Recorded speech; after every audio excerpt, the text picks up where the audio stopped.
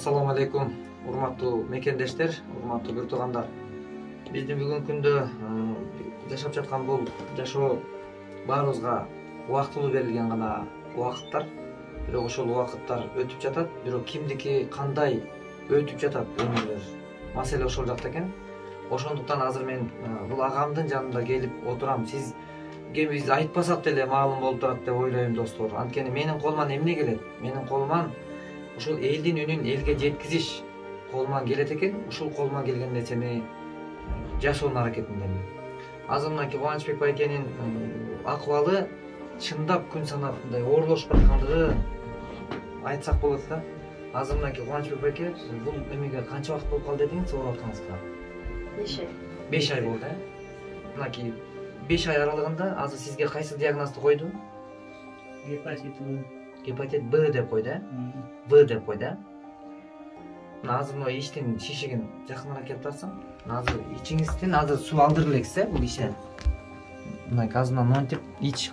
Мынакей достор, мекендештер, азыр бул байкебиздин ичинен мына ушунчалык багы иштин шишиги бул уже адамды дем алуусун дагы уже начарлатып баштайт да. Мына караңыздарчы.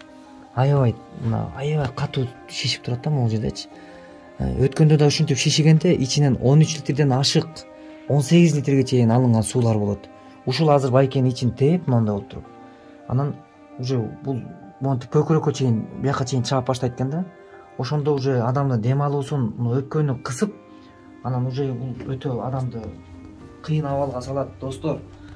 Ар бирибизде ушул атадай болгон ата баарыбызда бар. Кудай жараткан Аллах Таала амандыкты берген болсо, бирок мен сиздерге айтайын дегеним, бул учурда убакыттан уттурбаганыбыз өтө зарыл.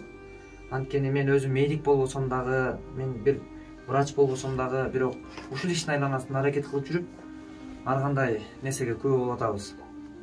Ошон үчүн бир балдар, мына ушул агабыздын балдары ата мээримине зарыкпасын, бир атанын жанында ата мээримин көрүп чоңойсун деген жандар, келиңиздер, колубуздан келишинче колдоого алайлы, колубуздан келишинче ушу балдар жетим калбасын, эне жесир калбасын десеңиздер, анда сөзсүз кол сунайлы. Менин колуман келишинче ушу маалыматтык колдоо, ушул колуман бар келген мүмкүнчүлүктү жумшаганга аракет кылам.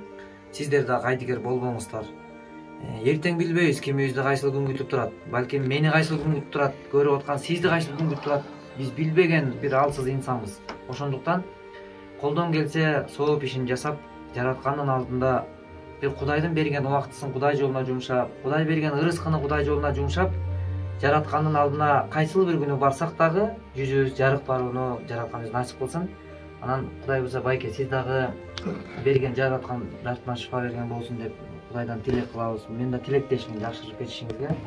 Кудай буюрса, анан сиз өзүңүз дагы белди бекем бууп, эмеде туруп бериңиз. Кудай буюрса, сиздин берген жардамыңыз бизге ошо бекем өзүңүздү кармап, кейбегенге аракет кылыңыз.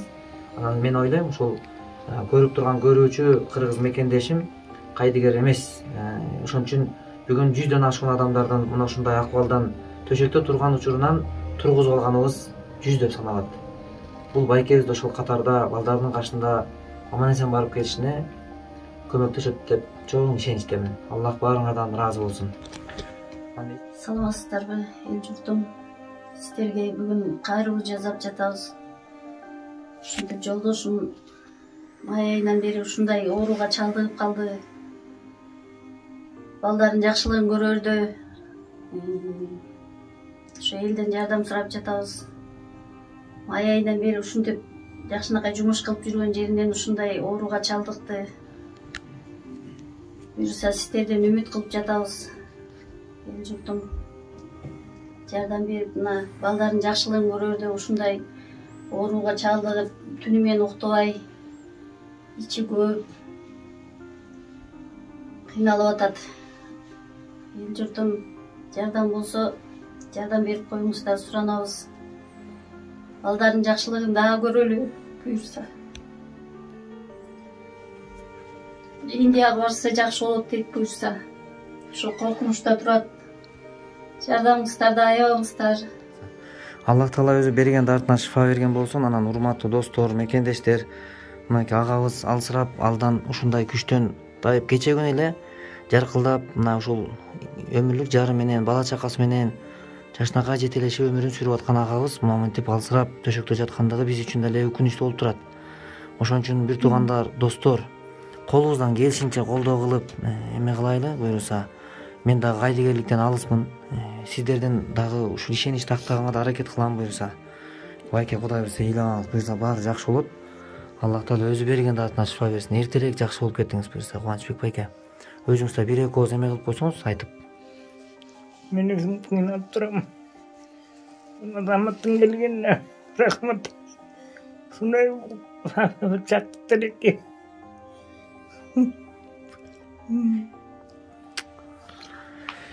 Ey Allah'ım, ey Allah'ım, ey.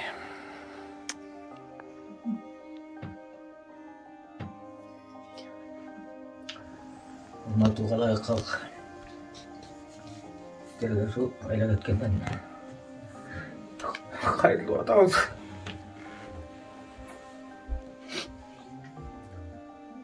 Şu benim şunday bir şeyden bir or dartka yol kaldı. Birden astan kolundan gelbegende çetel köy barıp operatsiyaga barganga kullardan gelse bizge soğukçulukka jardam berip koygulaydı.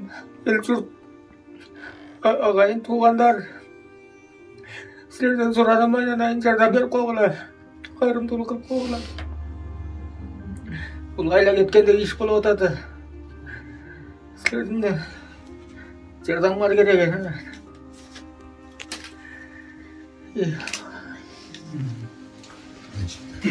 Assalamu alaikum, hormаттуу жалпы мусулман жамааты.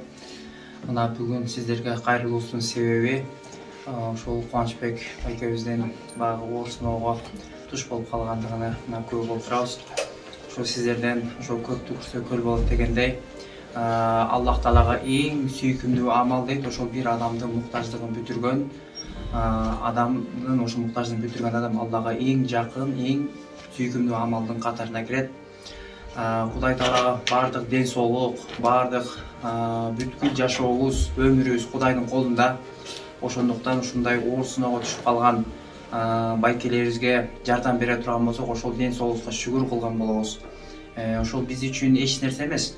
Көпчүлүк үчүн баягы жардам берүү эч нерсе эмес, бирок бир адамдын ошол баягы канчалаган жакшы иштерине баягы эме алып кетебиз да, жарап кетебиз иншалла. Ошондуктан ошол мен жалпы жамаатыма, кыргыз элиме, жалпы элге кайрылат элем. Ушул жардам берип, ошол муктаждыгын бүтүргөнгө аракет кылсак иншалла. Чоң апа, сиз да бир эки ооз айтып коесузбу? Бир эки ооз сиз дагы айтып койсоңуз Кубанычбек байкенин. Айланай. Кубандын өмүрүнө бүт элим, журтум баардыгыбыз эле кайрылып туруп аман эсен жакшы болуп кетсе экен, өзүнүн элине кошулуп, өзүнүн бала чакасына кошулуп. Менин тилегим деле аман эсен жакшы болуп кетсе, колдон келген эл, колунан келген жардам кылып койсо, эң жакшы эле болот, каалайм. Мен жакшы болуп келишин каалайм эле. Жакшы экенсиң. Ушинтип элге ушундай кылып, баардыгын ушундай жеткизип, ушундай кылып айткандыгыңа рахмат Айланай. Көп жаша. Кубаныбыз аман эсен келип калса болду. Бул эме да энеке ушул маселе болуп атат да, бүгүнкү күндө мен деле баягы таасирдүү деле адам эмесмин. Бир депутат же министр деле эмесмин. Жөн эле сиздердин карапайым уулумун элдин. Бирок бүгүн ушул Кубаныч байкеде болуп ооруп аткан адамдардын, 100дөн ашуун адамдардын больница врачтар чыгарып койгон киши болбойт деп. Ошондой киши болбойт деген адамдар бүгүн жашынакайда жашап атышат. Ошон үчүн бул жерде азыр эң негизгиси элдин ынтымагынын өтө чоң, керек, анан зарыл болуп турган күнү болуп атат да. Анан ошон үчүн колуман келсе баягы буга чейин эжелер кайрылып айттанан мен дагы өз учур саатына жетише албай калам, келе албай калам. Анан ошон үчүн бүгүн Кудайым буйруп калды, келип, анан ошол азыр Кудай буйруса мен колуман келишинче аракет кылам. Мен дагы эми колуман келишинче. Ооба. Анан эми Кудайдын жардамы болсун эң башкысы, Кудай буйруса.